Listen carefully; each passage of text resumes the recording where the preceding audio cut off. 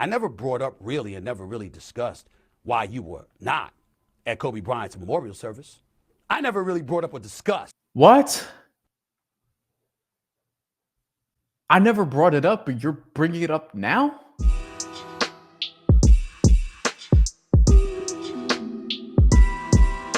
Back on the build-up, Bryan Fonseca here. What the hell is going on with the Stephen A. Smith, LeBron James situation? So this is from the initial meeting where Stephen A. Smith says some things about Bronny James, and LeBron James, we don't need the sound for this. LeBron James confronted him, and this is where this whole thing not started, but escalated, because if anything, Stephen A. Smith started this. A reason why I wanted to look at this is because look at the side eye LeBron James has, which I didn't realize the first time. Before walking away or while walking away, look at this. Oh, that's just theater right there. Okay. LeBron James does an interview with Pat McAfee for an hour. And he talked about a lot of things. He took shots at Brian Windhorst. And obviously here it talks about Stephen A. Smith and their escalating feud. And Pat McAfee kind of gets the goods here. This one will have sound. Let's play it. Yep. Which leads obviously to you and Stephen A.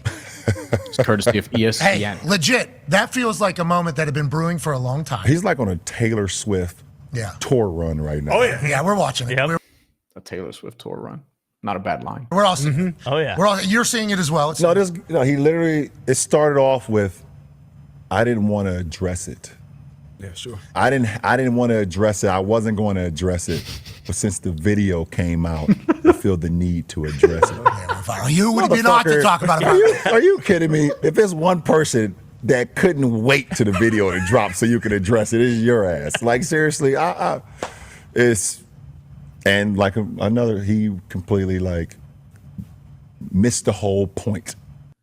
Okay, this is important because before this, Stephen A. Smith said he didn't want to address this, but he addressed it. People was talking about LeBron called me out my name, or somebody said he called me a bitch. Somebody said he called me a punk and all this. None of that is true. He approached me during the game and he said, "That's my effing son. Stop effing with my son." I said, "What? Nah, man, straight up, man to man. Real talk. Stop effing with my son." And I saw how furious he was. And I said, "We can talk about it later." "Nah, F that. Stop effing with my son. That's my son. I said, "All right, dog. Fine." And he walked away. That's all he said. Continue. The whole point. Never would I ever not allow people to talk about the sport, criticize players about what they do on the court. That is your job, to criticize or to, be in a position where, okay, if a guy's not performing, that is all part of the game. That's all part of the game. But when you take it and you get personal with it, it's my job to not only protect my damn household, but protect the players. And I think a lot of the media, including him, and I know that he's gonna be happy as hell. He's gonna be smiling from ear to ear when he hears me talking about it again. Oh my God! He's gonna get home and grab some ice cream out of the fucking freezer and sit in his chair in his tighty whities on the couch. I hope at some point you two do get a chance. Like, but you're right. Dude, like relax, bro. Like relax. Tighty like, whities. Seriously. Tighty whities, bro. I hadn't seen this clip. Like, I've been trying to tune all this out, but now I'm just like, yo, what the hell is really going on here? Because I keep seeing it on my feed. First time I've seen this clip. I'll play this last part again, like, because LeBron James. Ear when he's here, and I know he's gonna be happy as hell. He's gonna be smiling from ear to ear when he hears me talking about it again. Oh my God! He's gonna get home and grab some ice cream out of the fucking freezer and sit in his chair in his tighty whities on the couch. I hope at some point you two do get a chance. But you're right. Dude, like relax, bro. Like relax. Like seriously. Yeah, I mean, look, this is one of the main things here. Stephen A. Smith coming at him for how he was being a parent to Bronny James, which is where LeBron James is like, I'm here to protect the household. And LeBron James feels like he's being questioned not as a basketball player, because I don't think he would have responded like this if this was just basketball. He feels like he's being questioned as a parent. I get it from that perspective, and it does feel like Stephen A. Smith is doing a little bit much here. And typically, like, yeah, you as I wouldn't call Stephen A. journalist today. He comes from journalism, but today he's more of a host. He's more of a pundit. He's more of an analyst. Doesn't do a ton of reporting anymore, things of that nature. So he kind of plays into this character a lot of times, which has made him very, very wealthy. Reportedly, 5-year, $100 million extension. This is the game he sort of plays. So to him, I don't know. Maybe he admits it, maybe he doesn't. We're going to hear from him now. But to him, this may just all feel like a win because LeBron James is kind of taking the bait. Okay, here's what Stephen A. Smith had to say on his show. And this was after LeBron's appearance on Pat McAfee. And he specifically talks about just LeBron going after Brian Windhorst, who is obviously a colleague of Stephen A. Smith, who was on First Take this week as well. When LeBron talked about the media weeks ago, what does he do now? He comes on Pat McAfee's show to get again today and listen to what he had to say. Listen closely. Check it out. So now we're listening to Stephen A. Smith listening to LeBron James from Pat McAfee earlier.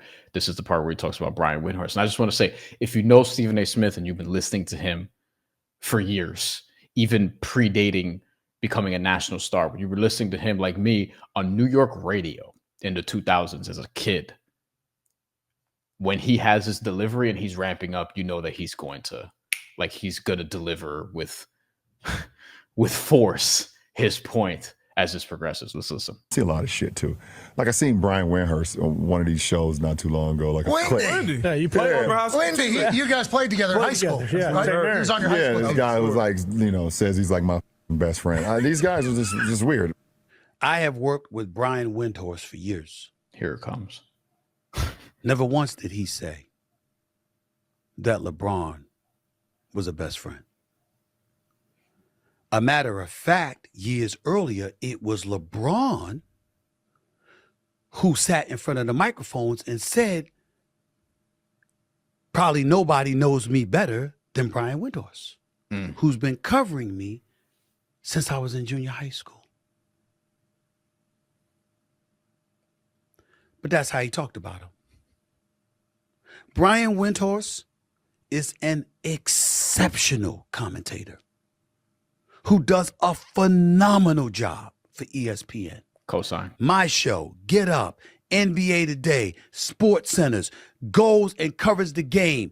He is one of the elite people covering the NBA in this world. Agree. And nobody, I repeat, nobody Here it comes. defends LeBron James more than that man. And look at what LeBron James did. Y'all have watched Wendy Report for years. Mm-hmm. Tell me one time. Tell me one thing that Brian Windhorst has done to negatively impact LeBron James. One. Take your time. I'll wait. He's not wrong. Nobody is more fair. Nobody digs deeper, maneuvers through the crevices to find the positive about LeBron James, no matter what the story is. But that's how LeBron talked about him. And now specifically about the LeBron Stephen A piece of it, because that was the Brian Windhorst piece of it.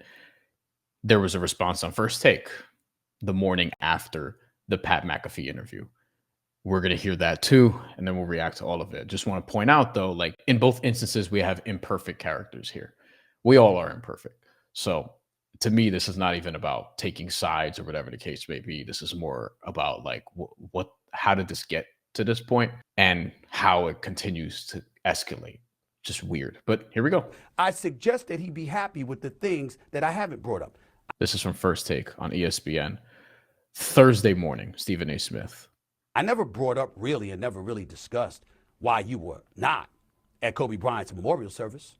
I never really brought up or discussed. What? I haven't seen what? Hold on. I suggest that he be happy with the things that I haven't brought up. I never brought up really and never really discussed why you were not at Kobe Bryant's memorial service.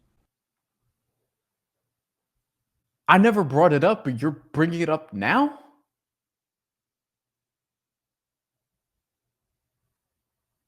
And so, where is this coming from? What? I don't love dragging Kobe into this. He really said that? Hold on, one more time. Brought up really and never really discussed that he'd be happy with the things that I haven't brought up. I never brought up really and never really discussed why you were not at Kobe Bryant's memorial service. I never really brought up or discussed why you did not attend Dwayne Wade's Hall of Fame induction when that man was directly responsible for you capturing a championship for the first time in your career. I brought up none of that. I didn't bring up the fact that even though when people had asked, you had alluded to what had happened tragically to your son, and thank God he's okay with his heart condition. I didn't bring up the fact that even though you couldn't go to the Hall of Fame induction of Dwayne Wade weeks earlier, you were out of the country on business. I didn't bring that up. That's your personal business, okay? But the fact is, you wasn't at the Hall of Fame induction of a brother that's going to drastically assist to you being a Hall of Famer because he helped you become the champion that you are, and he was a big brother to you. I brought up none of these things. Oh.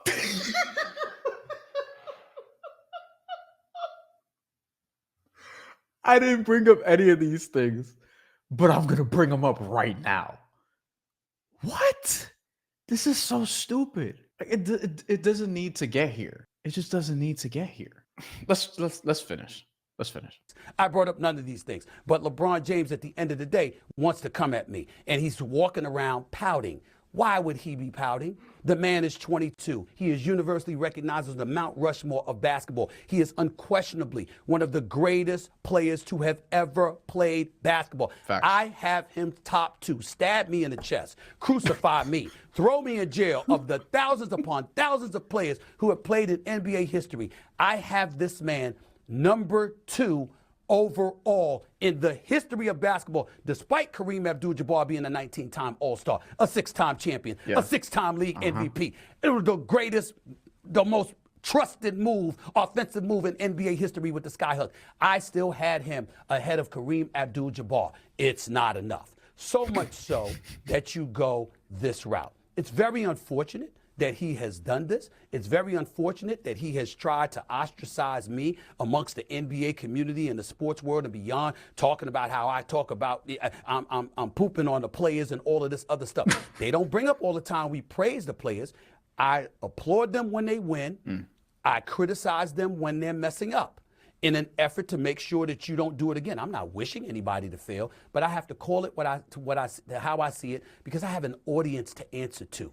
Some of the last part there is not totally unfair. I do think, and other people have pointed out, the sensitivity of athletes today. The social media era has sort of brought that upon. Like, I feel like we're all more sensitive now than we used to be because we're just exposed. We're overexposed constantly and we're overstimulated all the time, period.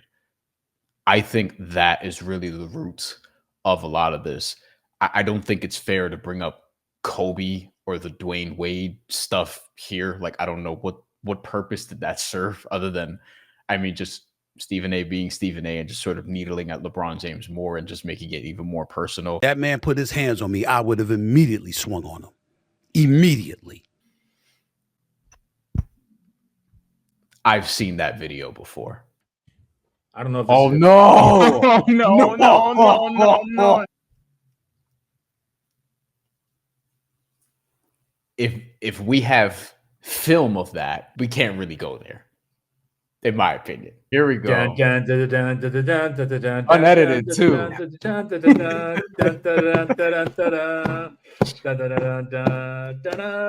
With head movement, because I care about defense.